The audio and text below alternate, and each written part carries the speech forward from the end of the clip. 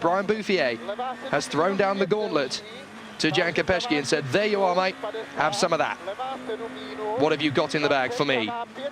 And as Kopecky comes through the final couple of corners, it's going to be very close between these two. Now, Bouffier's time, as he came through, was 17:50. Kopecky is already down. Yeah. He's already down. So Bouffier is the man on the move here, pulling away. There's the arch at the end. 2 corners to go to the finish. Oh, sorry, Kopecky through the arch. 57.2. So he's 7.2 seconds adrift. He's even slower than Breen.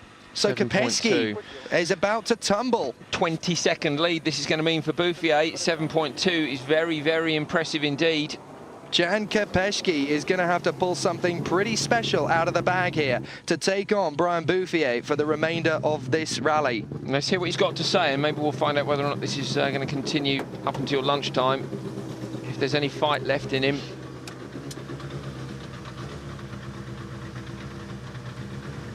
Jan, the battle between you and Brian just gets more and more. You've just lost another 7.2 seconds. Yeah, Brian is pushing a lot. I try to do my best. I think that I cannot find so many seconds. We have too soft, too hard in the cross. Brian has the hard ones on the left side, the soft ones on the right side, so maybe it's better. I don't know, I have never tried that. So talking tyre choice there, very, very technical. You either go front or rear with the tyres. You can go cross pattern, so hard and soft, left, right, front and rear, and left and right, hard and soft. Incredible to see the variations. We can see the difference. We're going to take a quick commercial break, and we'll be back with more after that. We're back at Corsica, and we're looking at Raoult, Jean-Michel Raoult in the Peugeot, already coming through slower than the leader, Brian Bouffier. And that was a very interesting topic that Jan Kopecky hit on there. The tyre choice, very interesting compared to what we're used to seeing, Andrew. Well, traditionally you would go front and rear with compound, but we've seen in the last couple of seasons, particularly on the Monty at first, where people would put 2 studded tyres on the car and they'd go, say, front left and rear right, and then they'd have a normal tarmac tyre on the other. And we're now starting to see it on other events as well, where they mix the compound. So obviously you can only carry 6 tyres in the car, and it's how you manage those tyres. So 4 on and 2 in the boot. You can choose to only take 1. And basically, Kopecky's obviously got out of the car before the start and checked the compounds. They're marked on the tyre wall, little letters that tell you what tyre is where. Bouffier going with hard on one side and soft on the other. Kopecky going with 1 hard and 1 soft on the front, and then the opposite way round on the rear. To me, it feels, I would imagine that it feels awful, but these guys are way better drivers and have done a hell of a lot of testing, and that's what the difference is. And funnily enough, Kopecky saying, I've never tried it like that. So expect Skoda Motorsport to try it like that at the next test, because it looks as though Peugeot might have found something. And whilst we're talking about the 2 different manufacturers, absolutely fantastic to see that right at the end of their development life, these S2000 cars are still so closely matched. It's wonderful to see a decent battle between 2 manufacturers still after all these years. It certainly is. I mean, there's only a handful of seconds between each car on each stage. I mean, there used to be a time when there'd be a good 20 to 30 second gap between them over the course of just one stage, and at this particular point, you know, the cars are so well advanced in this competitive race that the S2000 cars have been in the last 4 or 5 years. It's literally seconds after the space of, what, 15, 16 kilometres per stage? It's the fact that the 207 is the older car. You know, there comes a point where a manufacturer moves on. To Peugeot moving on to the 208 now. They've got the R2 car, they're developing the R5 car.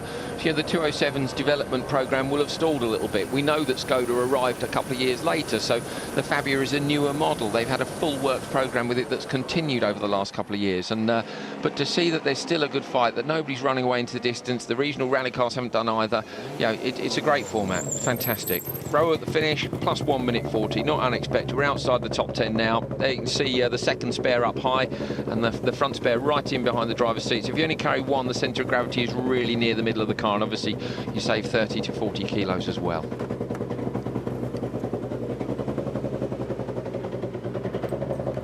So Jean-Michel Raoult, after his stage, let's see how he handled things.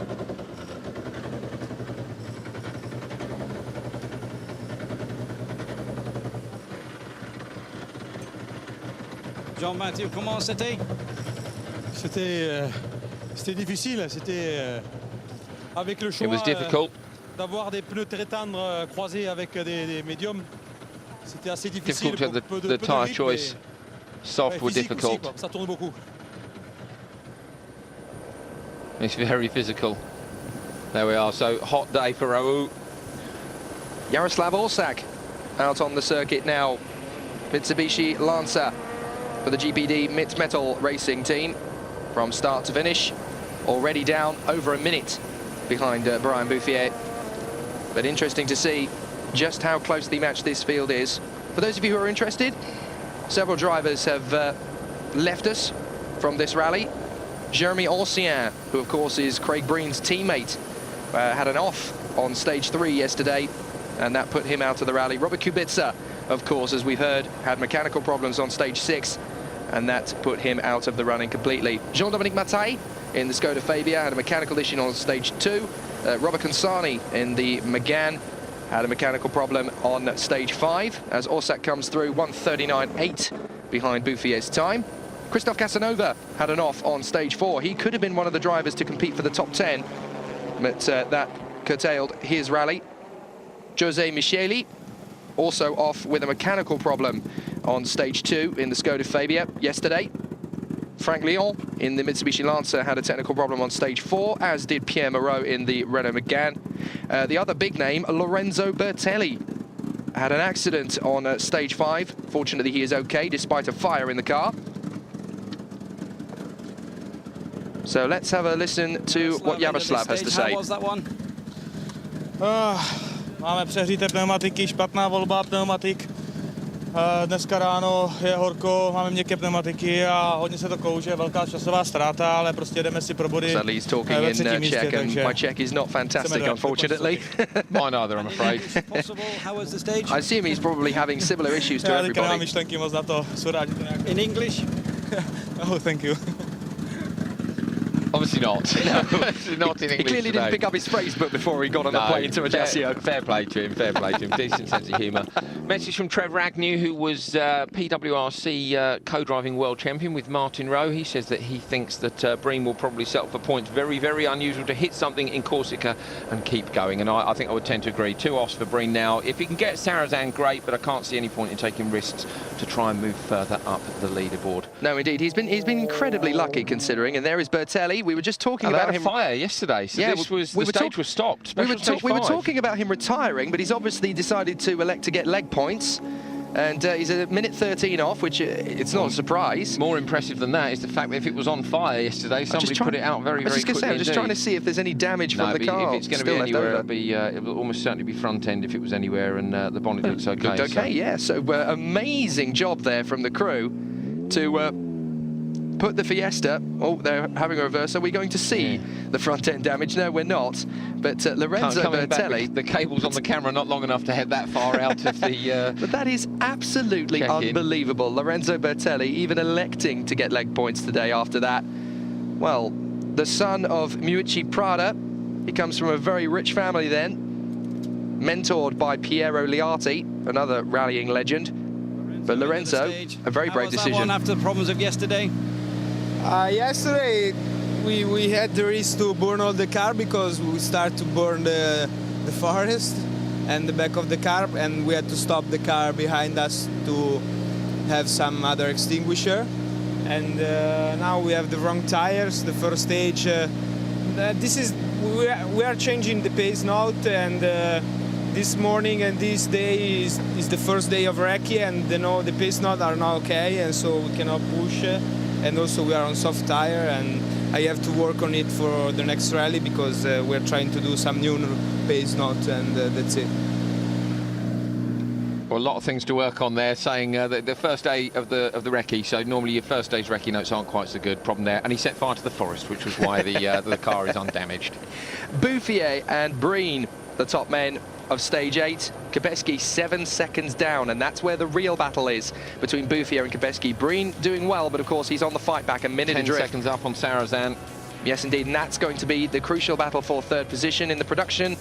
Aigner pulls away from his main rival Boniface, with Daniel Oliveira rounding out the top 10 behind the ever-impressive Julien Morin, just 27 adrift of the rally leader, Brian Bouffier. There it is, Brian Bouffier taking his 6th stage win of the 2013 campaign, and that puts him 19 seconds now clear of Jan Kopecky. That 100% strike rate in 2013 is looking a little bit shaky now. 3 seconds between Sarazan and Breen. 2 battles right at the top of the top 4. You can see the rest of the field fairly well spread out. Leandria and Aigner in a bit of a fight, but in separate classes, so they won't bother each other too much. One more live today then, Jake? Yes, indeed. We'll be back here in approximately 5 hours' time. Sarola and Liamoni once again will be the venue. We'll be right back here in 5 hours. You can follow all of the ERC results through the day on your iPhone by heading to FIAERC.com. If you're on Twitter, head to @FIAERC, and you can follow the action throughout the day. So an interesting start to day 2 as Breen goes on the attack to fight back and is very close indeed to a podium. However, the real story is Bouffier versus Kopecky. Kubica is already booking a flight home. And as the battle continues, is Kopecky going to be able to get that gap back and maintain his 100% winning streak? Or are we going to see a hometown hero make good? Join us in 5 hours to find out.